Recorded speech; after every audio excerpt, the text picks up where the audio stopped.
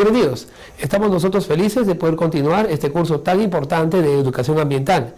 En las 5 primeras sesiones hemos aprendido lo importante que es para nosotros, para la humanidad, el entender cómo funciona el medio ambiente, en conceptualizar lo que es el medio ambiente, no tomarlo como un concepto lato o simplemente limitado en el cual esté considerado la protección de los animales en extinción o la protección de la biodiversidad, sino más aún, yendo más allá, debemos considerar al medio ambiente como el elemento que rodea a toda la vida.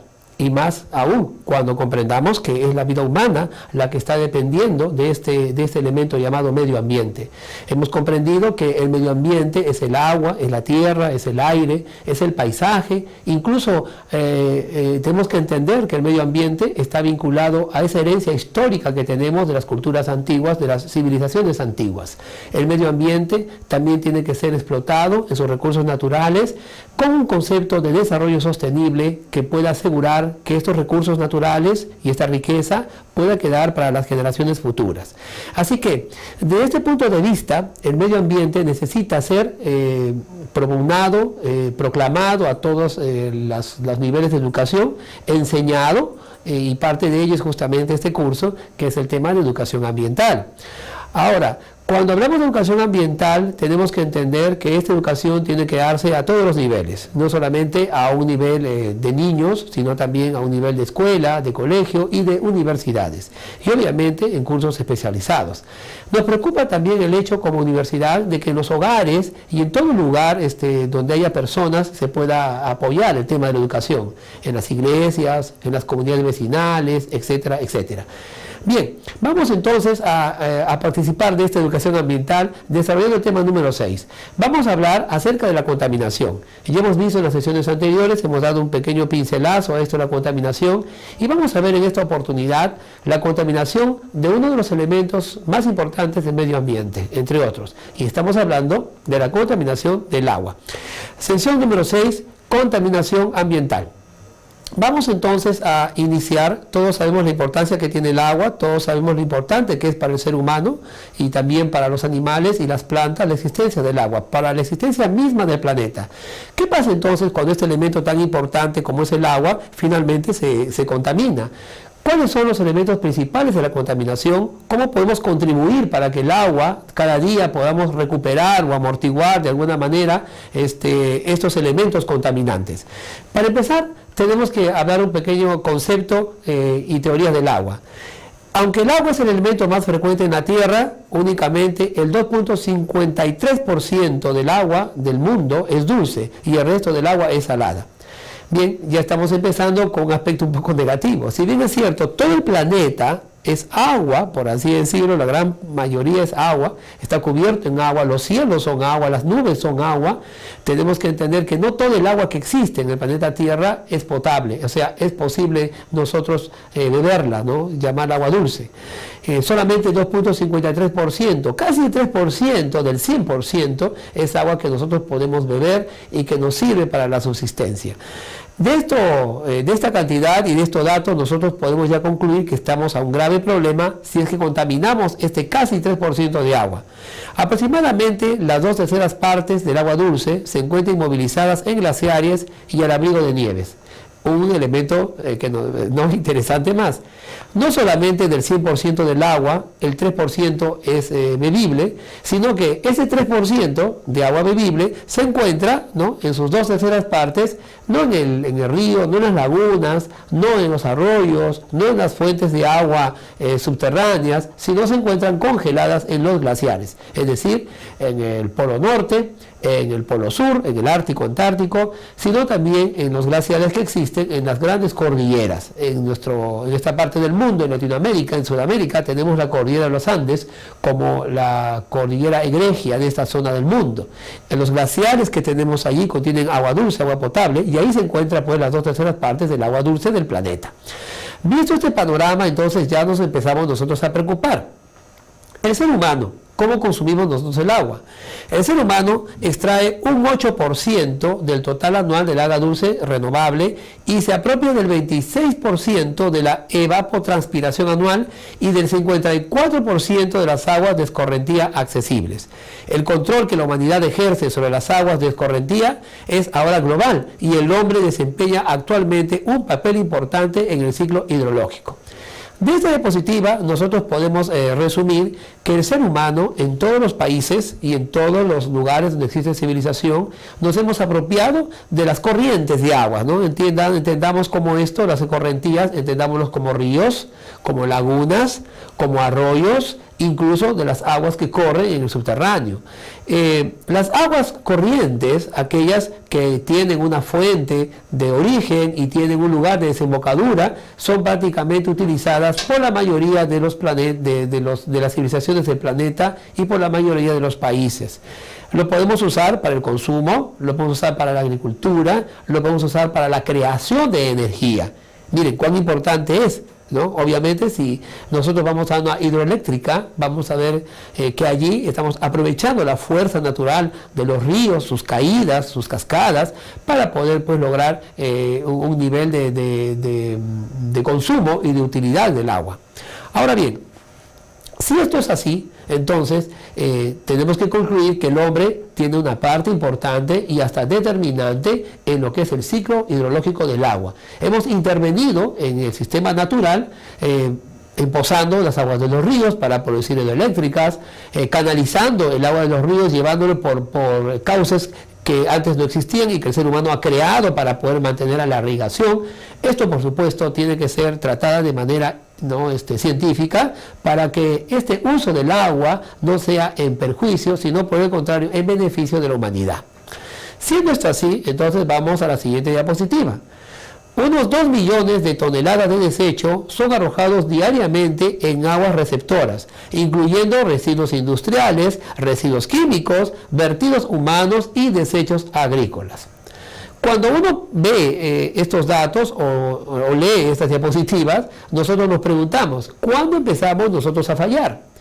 Y aunque algunos no lo quieran reconocer, en realidad tenemos que darnos cuenta que las civilizaciones antiguas respetaban más las corrientes de agua que lo que nosotros hacemos el día de hoy. Si nosotros conversáramos con un arqueólogo y viéramos cómo las civilizaciones antiguas construían sus ciudades, nos vamos a dar cuenta que muchas de las ciudades pre-incas y de las ciudades incas no se encontraban necesariamente al lado de un río, sino se encontraban en las alturas. La zona de los ríos o de los valles eran utilizados para sector agrícola, para producir alimentos de pan llevar que sostenían, ¿no?, la salud y el bienestar comunal de las grandes civilizaciones y de los grandes señoríos.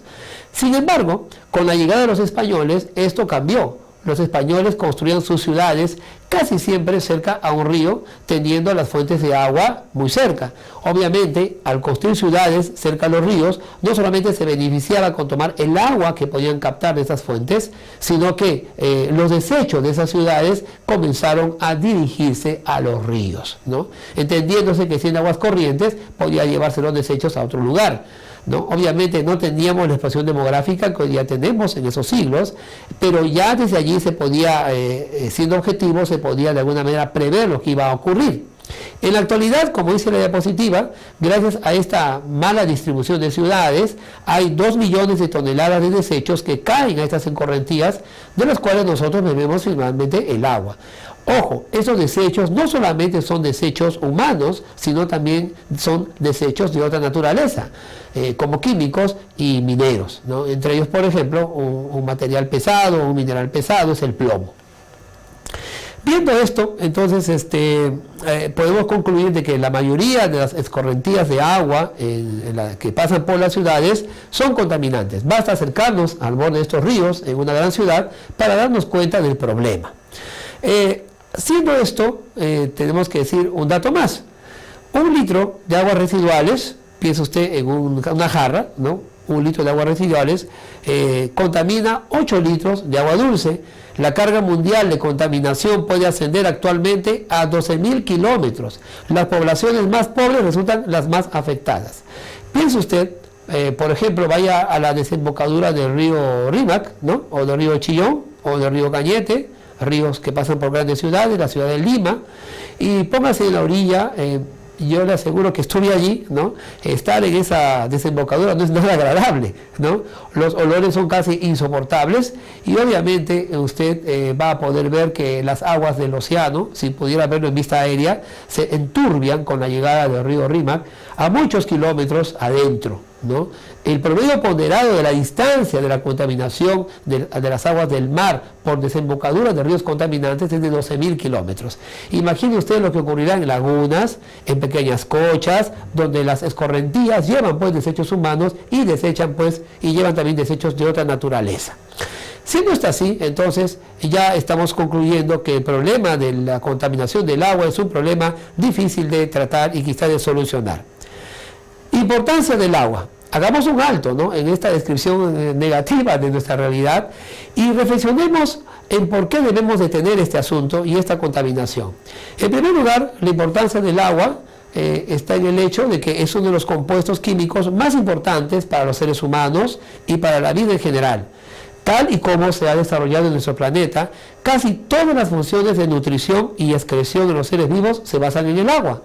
El agua forma parte, ¿no?, del ser humano, de sus cuerpos y de los organismos vivos. Se dice que la mayor cantidad de elemento químico que existe en el ser humano es el agua. Todas nuestras enzimas, todos nuestros fluidos mantienen y tienen, ¿no?, como elemento el agua. Siendo esto así, entonces, la importancia del agua es indiscutible. Y entonces, si esto es así, necesitamos agua. ¿Hay agua para todos? En este cuadro que hemos preparado para ustedes sobre la disponibilidad del agua, vamos a notar algo muy importante. Fíjese, solo el 0.12%, ni siquiera un 1%, 0.12% del agua es apta para ser potabilizada. O sea, de un 100% de agua dulce, para ser potabilizada, solamente usamos el 0.12%. Si la provisión de agua dulce fuera solamente de 100 litros, nuestra provisión de agua dulce sería únicamente 0.003 litros. Es decir, usted tendría que conformarse con vivir al día con una media cucharadita de agua. ¿Puede usted vivir con media cucharadita de agua? ¿Verdad que no? Más aún si los nutricionistas nos aconsejan a tomar 8 vasos de agua al día, ¿no? Imagínese usted qué haríamos con media cucharadita de agua. Así que el problema del agua y su contaminación es un problema actual que tiene que ser resuelto. Más aún si este elemento que estamos contaminando no está totalmente disponible al 100%, ¿no? Siempre tomando el 100% de toda la cantidad de agua que existe en el planeta, sea salada o sea dulce. Y de ese porcentaje, el agua dulce, que ya es pequeño, que ya dijimos que es casi el 3% del planeta, de ese 3% nosotros solamente podemos potabilizar 0.12%. ¿Se imaginan entonces un mundo sin agua, un mundo donde hay escasez de agua? Quizás me esté dirigiendo a un alumno o a un alumno que vive en lugares donde el agua escasea. Pueblos jóvenes, asentamientos humanos, zonas marginales, algún lugar en la provincia, aunque es muy raro que eso ocurra en provincia, ¿no? Pero lugares donde no hay agua. Entonces ellos sabrán entenderme de qué estamos hablando. En las mismas ciudades a veces hay escasez, cuando las vertientes de los ríos, por efectos de algunos fenómenos ambientales, no trae suficiente agua o trae demasiada agua, no barrosa y casi imposible de poder potabilizar, tenemos problemas de abastecimiento. Entonces se tiene que, de alguna manera, controlar el uso del agua. Estamos en una situación completamente peligrosa y terrible para la humanidad.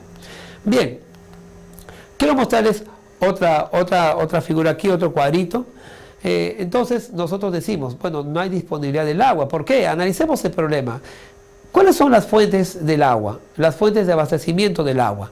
En primer lugar, tenemos los ríos, los lagos, las lagunas, las aguas subterráneas, los embalses y las aguas de mar desasaladas o desalinizadas. Sí, como oye, algunos lugares toman agua de mar, por supuesto desalinizada, pero ese proceso también es un proceso costoso, es un proceso que va a generar el uso de máquinas y de ciertos elementos químicos. Las fuentes de estos abastecimientos, ¿no?, son las que deben protegerse y cuidarse, especialmente las fuentes del agua. Tenemos aquí otro cuadrito, usos del agua. Alguno podrá pensar que el mayor uso del agua son por las poblaciones, pero fíjese que no es así. Lo usamos primero en la agricultura. Efectivamente, en el Perú nosotros usamos la ley, por ley, las aguas para irrigación de las grandes haciendas, de los grandes sembríos, para asegurar la alimentación.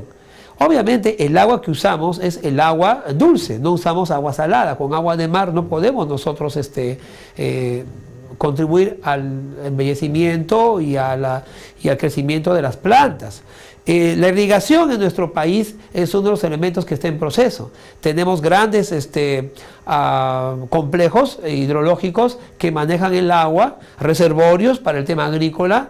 Tenemos en el norte algunos grandes proyectos nacionales, ¿no?, como el de Tinajones, etcétera, que están figurando para el tema de la irrigación. El abastecimiento público del agua es el segundo uso que hacemos de ella. Estamos hablando del agua que recibimos en el hogar, del agua que recibimos a través del sistema potable, en nuestro caso de la ciudad de Lima, la capital del Perú, a través de Sedapal, en el caso de otras ciudades, a través de la empresa correspondiente que trabaja en ese lugar. Hacen que el agua llegue a través de ciertos conductos de cañerías hasta el hogar. Ahí usamos justamente el abastecimiento público de agua. No debemos olvidar que parte de este abastecimiento público también tiene que ver con las piletas, tiene que ver con elementos en los que usted no necesariamente va a poner la tetera para hacer hervir su agua, ¿no?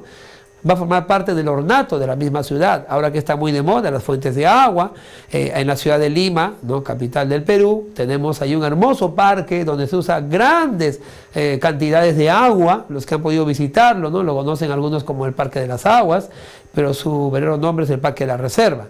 Allí nosotros podemos, por ejemplo, todos los días ver cómo se usa el agua para elementos de ornato, no necesariamente para el consumo humano. Tenemos también el agua para educación ambiental. Efectivamente, nosotros usamos una parte del agua para poder contribuir, ¿no?, a la enseñanza ambiental. Llevamos agua para poder potabilizarla, llevamos agua para poder hacer experimentos con ella. De hecho, ¿no?, gran parte de los experimentos que se hacen para poder mejorar el tratamiento del agua en tema ambiental usa agua potable. Finalmente, también, o para terminar, para empezar a terminar, tenemos en el transporte. De hecho, usamos el agua para los motores, usamos el agua para el sistema de enfriamiento, usamos el agua como un medio de locomoción, ¿no?, sobre las lagunas, sobre los ríos. El agua entonces es usado como un medio, imagínense, de transporte. Si no hubiera agua, ¿dónde usamos el pequepeque? Hay los que son de mi tierra, no de la selva. Necesitamos que el pequepeque flote sobre algo. Si un día las aguas se terminan, se secan, ya no tendríamos un medio de transporte. Y finalmente para la recreación, sí, efectivamente, yo aplaudí, ¿no?, cuando salió la ley prohibiendo los carnavales, eso donde uno se echa agua, porque mientras uno se agarra baldazos de agua en la calle, hay muchos pueblos y muchas personas que no tienen acceso a este líquido elemento. Debemos ir creando conciencia respecto al uso del agua. Este uso del agua está reflejado en la Ley de Recursos Hídricos. Algunos consideran que el abastecimiento del agua, o sea, que el bloque que tenemos aquí del abastecimiento del agua debiera reemplazar, ¿no?, al bloque que se encuentra arriba, que es el tema de la irrigación. Entonces, si la irrigación pasara al segundo punto, el abastecimiento público del agua sería lo más importante. Eso está debatible desde que la irrigación es una forma hacer de que la gente tenga alimentos y las grandes poblaciones no se desabastezcan también por ese lado. Bien, ya hemos visto las fuentes, ya hemos visto la importancia, el uso que hacemos. Ahora vamos a identificar cuáles son los elementos que contaminan el agua. Así como hay fuentes que generan agua, cuáles son las fuentes que contaminan el agua. Tenemos las fuentes no puntuales y las fuentes puntuales. Estas dos fuentes son las que van a contaminar el agua.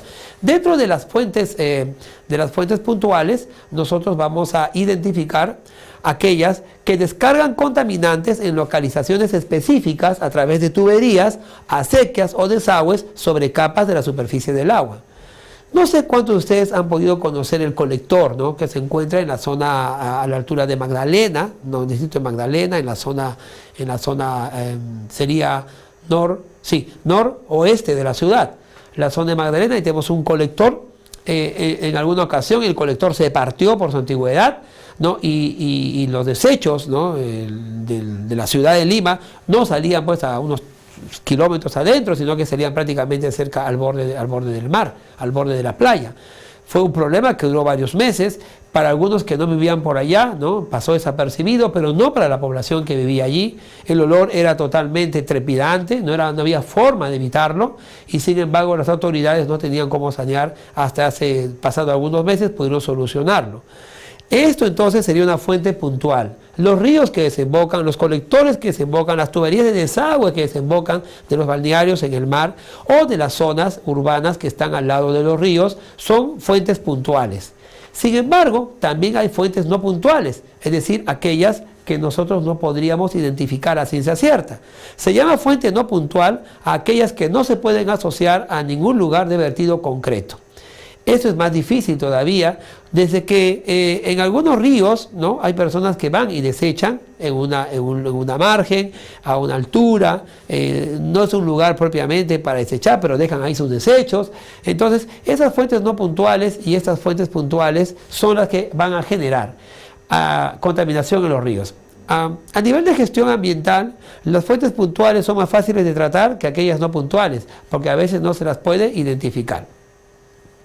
Así como tenemos estos elementos de contaminación, nosotros tenemos que darnos cuenta que el agua en la hidrosfera también tiene un promedio de renovación.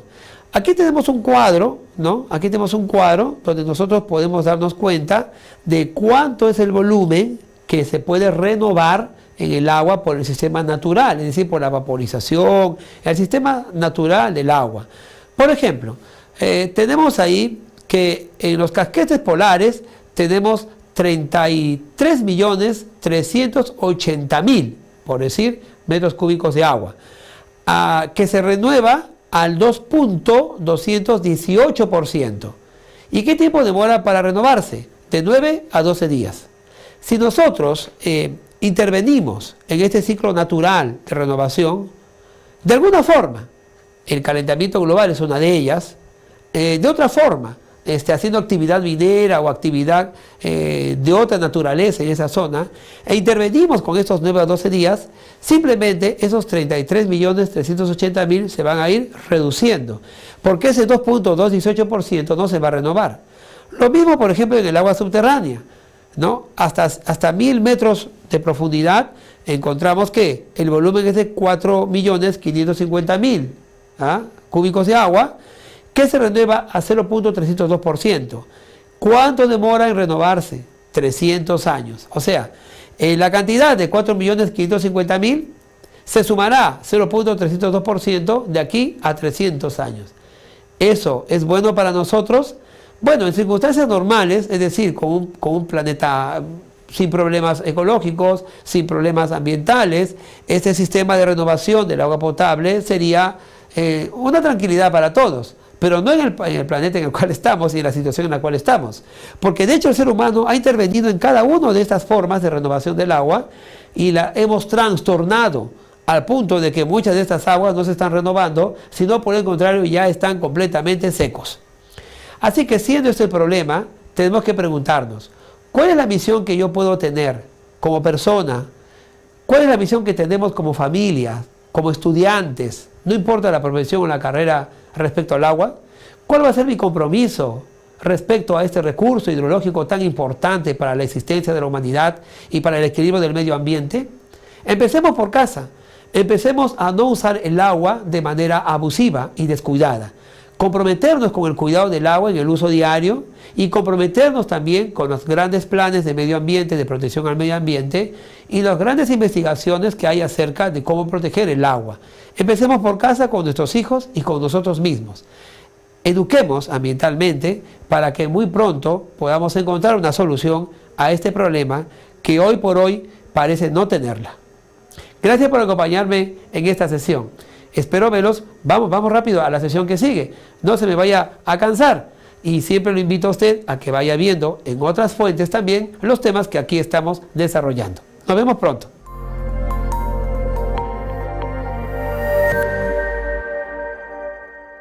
ambiental.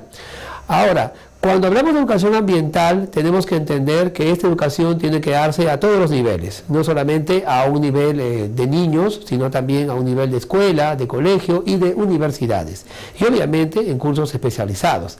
Nos preocupa también el hecho como universidad de que en los hogares y en todo lugar donde haya personas se pueda apoyar el tema de la educación, en las iglesias, en las comunidades vecinales, etcétera, etcétera. Bien, civilizaciones antiguas. El medio ambiente también tiene que ser explotado en sus recursos naturales con un concepto de desarrollo sostenible que pueda asegurar que estos recursos naturales y esta riqueza pueda quedar para las generaciones futuras. Así que, desde este punto de vista, el medio ambiente necesita ser propugnado, proclamado a todos los niveles de educación, enseñado, y parte de ello es justamente este curso, que es el tema de educación ambiental. Vamos entonces a participar de esta educación ambiental desarrollando el tema número 6. Vamos a hablar acerca de la contaminación. Ya hemos visto en las sesiones anteriores, hemos dado un pequeño pincelazo a esto de la contaminación, y vamos a ver en esta oportunidad la contaminación de uno de los elementos más importantes del medio ambiente, entre otros. Y estamos hablando de la contaminación del agua. Sección número 6, contaminación ambiental.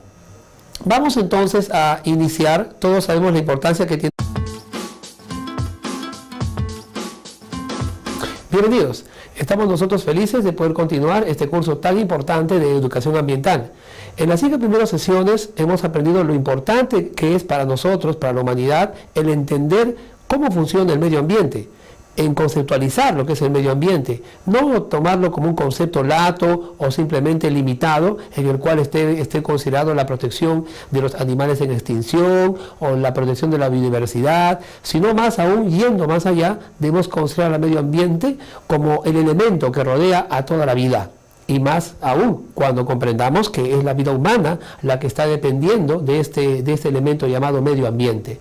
Hemos comprendido que el medio ambiente es el agua, es la tierra, es el aire, es el paisaje. Incluso tenemos que entender que el medio ambiente está vinculado a esa herencia histórica que tenemos de las culturas antiguas, de las